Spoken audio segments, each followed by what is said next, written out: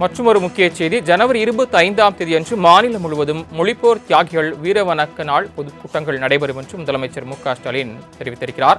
பொதுக்கூட்டங்களில் பங்கேற்று தமிழ் இன மொழி எதிரிகளான பாஜகவையும் அதன் அடிமை கூட்டணியையும் வீழ்த்த உறுதியேற்போம் என முதலமைச்சர் மு.க.ஸ்டாலின் கடிதம் எழுதியிருக்கிறார். திமுக தொண்டர்களுக்கு அக்கட்சியின் தலைவரும் முதலமைச்சருமான மு.க.ஸ்டாலின் கடிதம் ஒன்றை எழுதியிருக்கிறார்.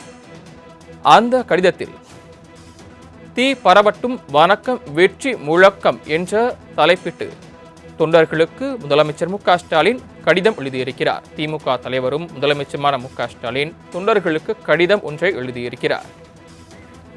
கூடுதல் விவரங்களை செய்தியாளர் செலினா வழங்க கேட்கலாம். செலினா, திமுக தலைவரும் முதலமைச்சருமான மு.க.ஸ்டாலின் கட்சி தொண்டர்களுக்கு கடிதம் ஒன்றை எழுதியிருக்கிறார். அந்த கடிதத்தில் என்ன விஷயங்களை குறிப்பிட்டிருக்கிறார்?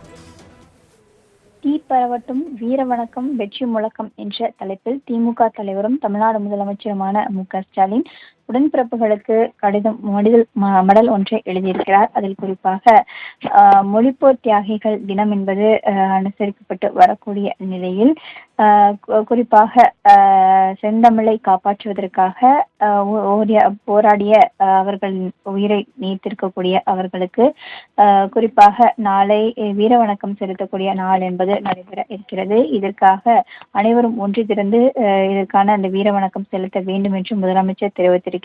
உங்களில் ஒருவனாகிய நான் தமிழ் மொழி காத்திடவும் அறப்போரில் தங்கள் இன்னுயிரை ஈர்த்த தியாகம் தாளமுத்து நடராஜன் நினைவிடத்தில் வீர வணக்கம் செலுத்த இருப்பதாகவும் அண்ணா பிறந்த காஞ்சிபுரத்தில் நடைபெறும் வீரவணக்க நாள் கூட்டத்தில் முதலமைச்சர் கலந்து கொண்டு உரையாற்ற இருப்பதையும் சுட்டிக்காட்டியிருக்கிறார்.